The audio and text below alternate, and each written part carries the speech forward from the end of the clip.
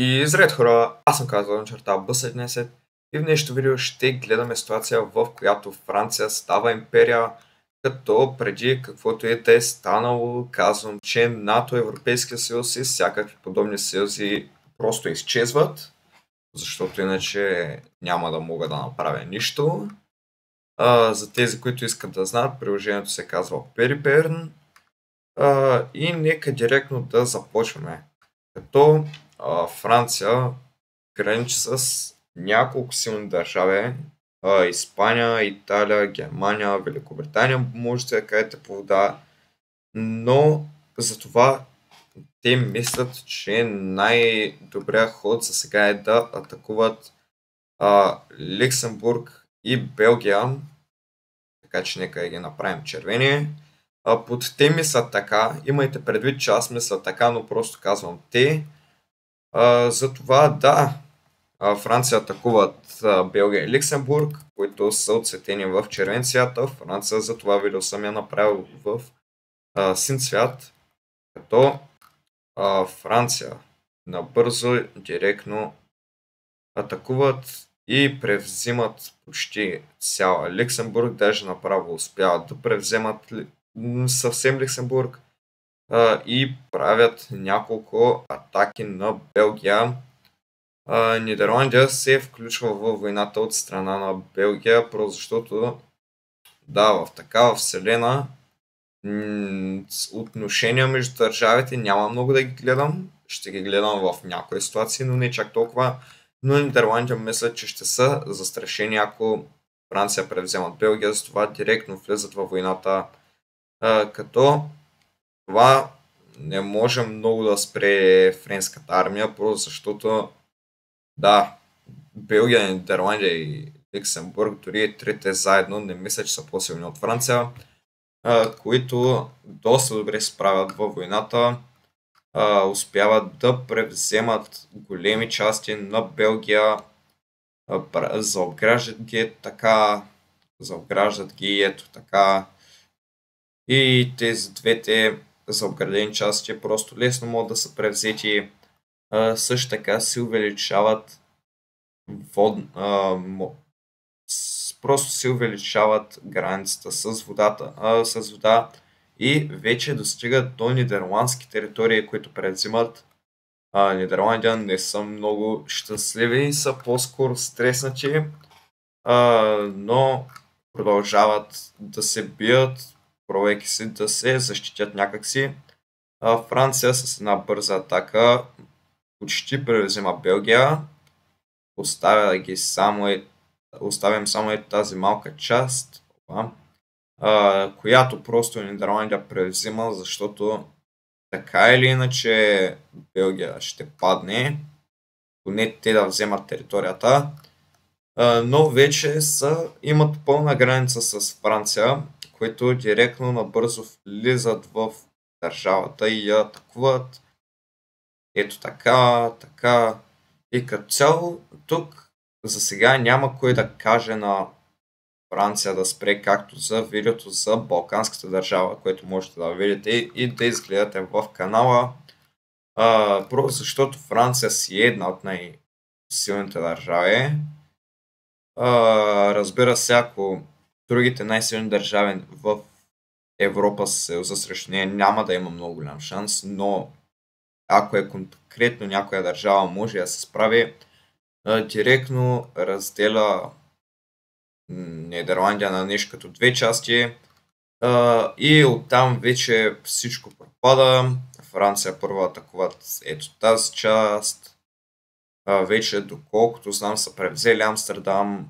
Не съм много добър с това къде точно се намират столици, но вече съвсем би трябвало да се я превзели. И да остане да остане тази малка част от Нидерландия, която Франция ще я оставят на мира, обаче под техен контрол. Не точно контрол, но като държава марионетка. Ето в такъв цвят ще си я направя. И да, така ни изглежда карта сега. Останала е една малка част от Нидерландия, така че нека да я дадем още малко повече. Това е решение на Франция да им дадат поне ето тези части. И да, така ни изглежда вече картата. Малко по-удължена Франция, но те сега трябва да гледат какво да атакуват. Могат да атакуват Швейцария, но това ще е малко трудно заради Алпите. Могат да атакуват Испания, но доколкото знам, тук също има планини, но на кой му пука за планините в тези видеа? По принцип гледам само Алпите, защото те са почти единственото нещо, което знам. Не, всъщност знам си други неща, но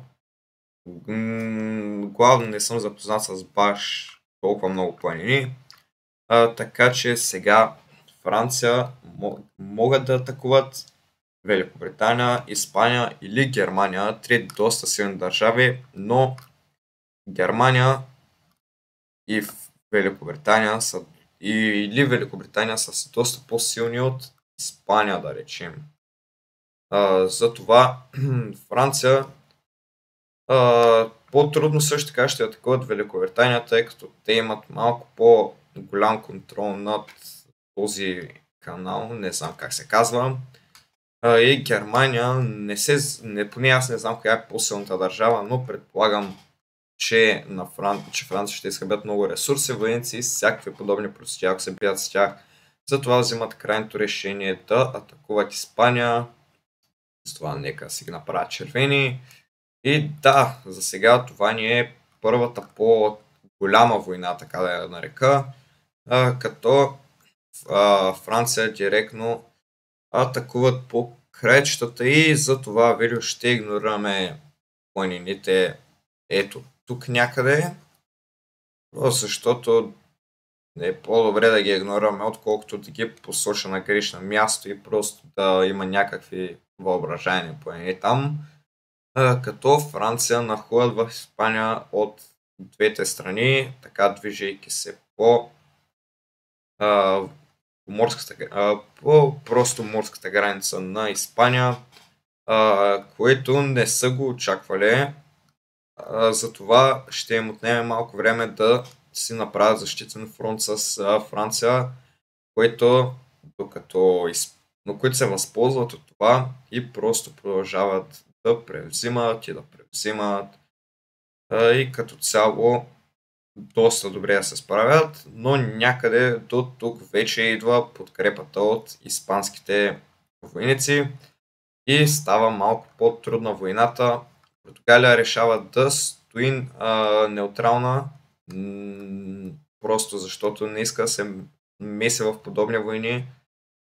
Франция, въпреки защитния фронт, тъй като имат доста широка граница, Испания не могат да защитят още за такова време цялата си граница, затова и Франция успяват да се превземат още малко такива крайни територии, въпреки че Испания може малко да ги избута, но както казах, те просто няма как да се направят за толкова кратко време чак такъв широк фронт, затова Франция решава директно да атакуват навътре, не постепенно както правиха до сега, а директно да атакуват просто от тук и от тук да атакуват ето така, пробвайки се да заоградат някъде тук.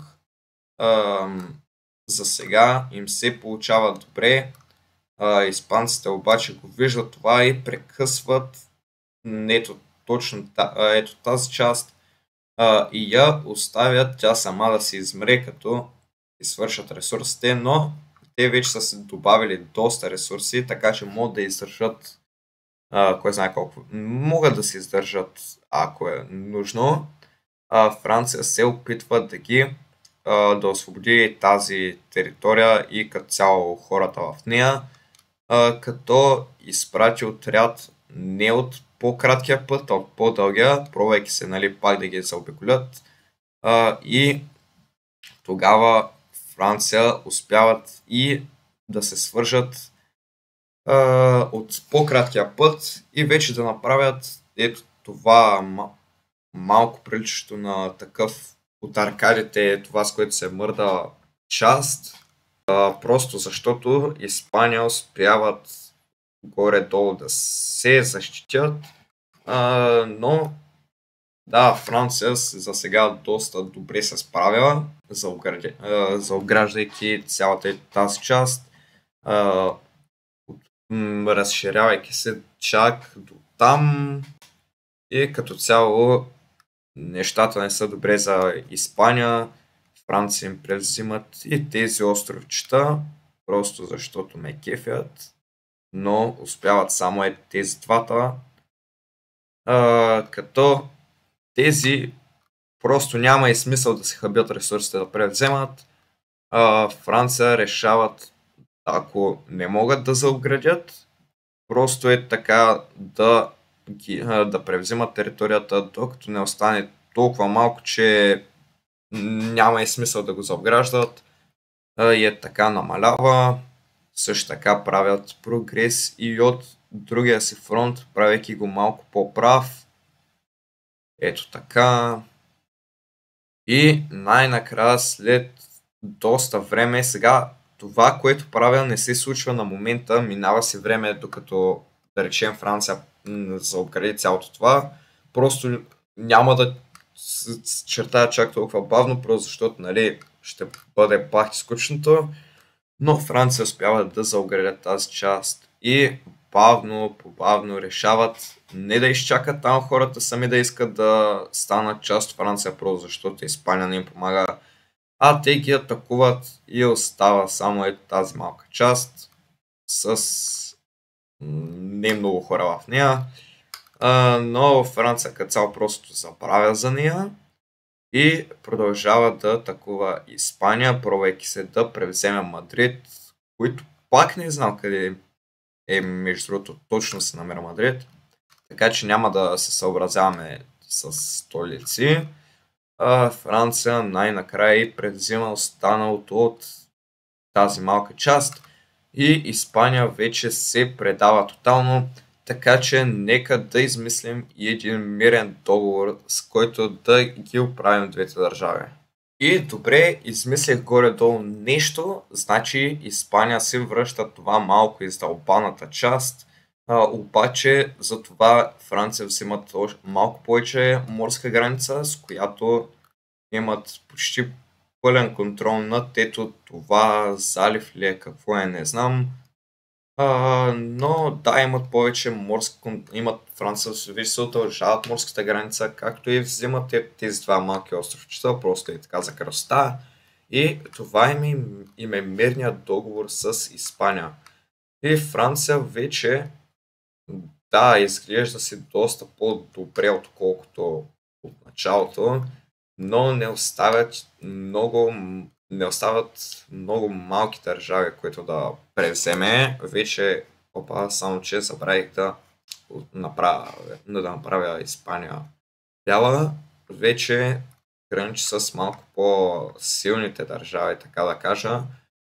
За това имат няколко опции да атакуват Германия, Великобритания, Швейцария или Италия, или да атакуват някои от по-северните държави с кораби, което може да им осигури може да им е така най-добре избор, така че решават, че това да правят, като започват първоначално с Ирландия. Защо Ирландия? Защо не?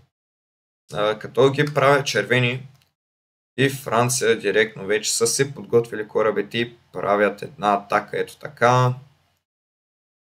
И като цяло Ирландия не може много да се защити. И като цяло като едно късче се взимат също от Ирландия, както Великобритания, да си имат едно общо нещо. Обаче Великобритания вижда какво се случва и залагайте в коментарите какво ще направи Великобритания. Дали ще помогне на съседката си Ирландия срещу Франция, или ще се съюзят с Франция да унищожат Ирландия. Не знам какво сте писали, тъй като няма как да видя докато снимам видеото, но разбира се, че Великобритания влизат със съюз в Франция. с Франция да е. То какъв цвят да ги направи, че да се различават от това от Нидерландия и от Франция. Някак си е такъв цвят и те започват да атакуват Ирландия също, превзимайки си още малко, правейки Северна Ирландия по-голяма и като цяло превзимат околните страни и ето това къще го атакуват с кораби и съответно успяват да се слеят в едно-двата отряда. Франция, разбира се, ако не ми крашва приложението, горе не ми е крашнало, за това време и те справят прогрес Ирландия. Не може да се защитава сама от Франция, пък камо ли срещу Франция и Великобритания. Затова те им превземат цялата южна граница и продължават нагоре и нагоре и нагоре. Малко може да бъгва понякога приложението, но пак си става като за видеа. Великобритания и те успяват да превземат няколко от северните части и като цяло да, Ирландия се предава, но обаче няма да има мирен договор, защото Франция и Великобритания просто си делят острова. Мислят си, че няма смисъл да го правят на държава марионетка, просто защото няма с какво да им помага чак толкова много на такова разположение. И така са си направили границите, новите, забравих думата, новите Alliance на български, забравих как е, и са се разделили разделили са се напълно Ирландия, като Франция взима южната част, Великобритания северната. И имаме нов съюз, думата, която не можех да намеря. След това Франция искат да атакуват Дания, просто защото искат да се увеличат империята на широко в Европа, да имат сумати граница с всичко. Дори искат и остров Крим да имат, ама това е малко по-нереалистично, като с помощта на Нидерландия, тъй като те са най-близо до Дания, просто защото са близо до Дания, успяват да ги атакуват заедно с помощта на финските войници, разбира се, които Франция искат да се компенсират на Нидерландия, че ги атакуваха с това, че дават превзета територия на тях, а не на самите себе си. Ето точно така, но като цяло това е под контрола на Франция. Просто Франция искат да се в добри отношения с Нидерландия. Нидерландия просто да ги мразят, защото са били атакувани. И да, Нидерландия успяват да превземат тези части на Дания, след което се сключва мирен договор, като цяло Дания запазва всички територии, които не са били превзети, а Нидерландия взима всички територии, които са били превзети. Няма да има промени по мирния договор, по картата след мирния договор. И така ни изглежда сега на империята на Франция започва да се увеличава на север, както и се увеличила на юг, но трябва малко по-към Централна Европа, с това решават да вземат решението. Затова решават да атакуват най-силния си противник до момента, а именно Германия, като вече си имат доста широк фронт, а пък и могат да атакуват от тук.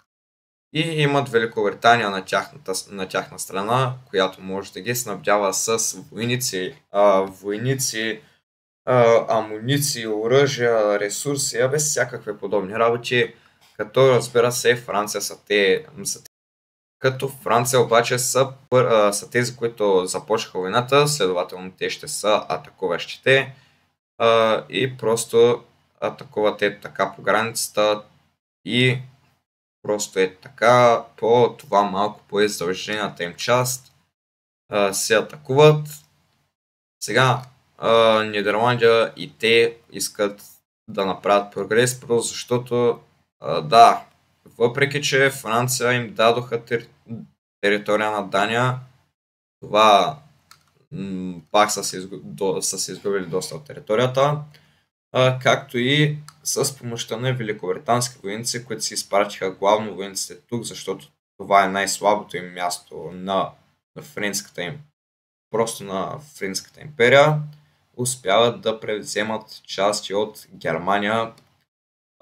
И Германия са шокирани, не са очаквали да бъдат атакувани от Франция, обаче са имали едно на ум и са имали за всеки случай подготвени войници, затова успяват да изблъскат френските войници и то до тяхна територия да превземат, което е неочаквано за Франция, затова решават те да си сменят тактиката, която, знаете ли каква им е? Дават си почти всички войници на ето тази територия тук и оставят тази да им е почти превзета, като евакуират всичките хора.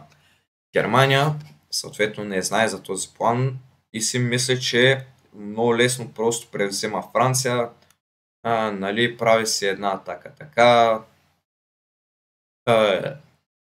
и просто отива навътре в държавата, селейки се за Париж, някъде тук, знам, не съм добър на столици, и разбира се, мислейки си, че това е че това е най-слабата им част, ги атакуват, обаче, както казах, Франция са дали голяма част от войниците на ето точно тази част, доверявайки им се да направят обрата във войната, което и правят, защото навлизат доста навътре в германска територия, пък даже успяват и да се свържат с с главната нидерландска територия. И между другото се осъзнах къде ще е столицата на Нидерландия при такава държава. Предполагам, че ще е някъде тук. Може и да е тук. Но това е просто без контекст. И като казах без контекст, може да изгледате без контекст 1 и без контекст 2, като просто си пуснете плейлиста, където там просто си говорим за неща, случили се просто за всякакви неща като цяло. Като цяло просто ги изгледайте и разберете от себе си. Тук просто няколко островчета на Германия ги превземам, защото да не е червена карта. И да, малко изглежда странно сега, защото липсват острови, защото казах, защото е много пъти. Просто защото трябва когато превзимам, да речем територия, мога да превзема и от водата и да я направя на територия, примерно. Ето тук виждате едно островче. И така мога да вземам, т.е. много малките острови сами са трудни за взимане, но Германия вече са шокирани, докато това се е случвало, те сега, тъй като не мога да правя две неща едновременно в тази игра, Германия просто са превзели тези части, докато това се е случило, обаче малко ми лагва играта. Това е малък проблем. Даже не малък, защото е доста ми лагва. Ето така. Но вече са осъзнали какво е станало тук горе и изпращат част от войниците си да защитават, но ми е крашнал целият сайт, затова трябва да почакам малко. Съвсем нормално е да стане, докато и вие играете. И да, успя горе-долу да ми се оправи, но както казах, Германия изпраща част от войниците си на север, което позволява на Франция да си върнат ето тези части. Това вдлъбнато в Франция, германската, тази, не мога да говоря вече, е върната обратно. Обаче хора, ще изчакам няколко минути да просто се почине сайта, просто защото и аз не знам защо, но много облагва, така че за вас да една секунда сигурно. За мен няколко минути, но ме изкара от страницата. Всъщност. И така, хора, значи тотално картата ми крашна. След не подкрашна, имам предвид, върна се обратно на нормалното, защото не се е била запазила. И това е последния хубав кадър, който имам от нея. Така че, ако това видео стане горе-долу известно, не стане да се справя добре сравнение с другите ми географски видеа, ще направя част втора, където просто ще пресъздам картата преди да започна видеото, както е сега. Така че не се притеснявайте, ако това видео ви хареса, ще направя всичко възможно да се пробвам пак. Не да се пробвам, а ще пресъздам картата. Но за сега това е края на днешното видео. Не ми се искаше да свърши така, но и без това ставаше твърде дълъг записа. Така че ако ви е харесало, можете да оставите по един лайк, да се абонирате с кампанката, за да не пропускате следващите видеа, да оставите по един коментар за мисълта на видеото и дали изобщо искате втора част. Или просто да напишете идеи за нови видеа. Значи, някой ми беше предложил да направя видео с какво ако България беше спечелила Втората Балканска война, която идея много ме хареса, обаче проблема е, че ако искам да го направя, картата аз сам трябва да я направя, тъй като в това приложение няма исторически карти. Затова ще видя дали ще направя това видео. Малко трудно ще стане, но както и да е, стига съм говорил толкова много на аутрото си. Така че от мен, хора, ай чао!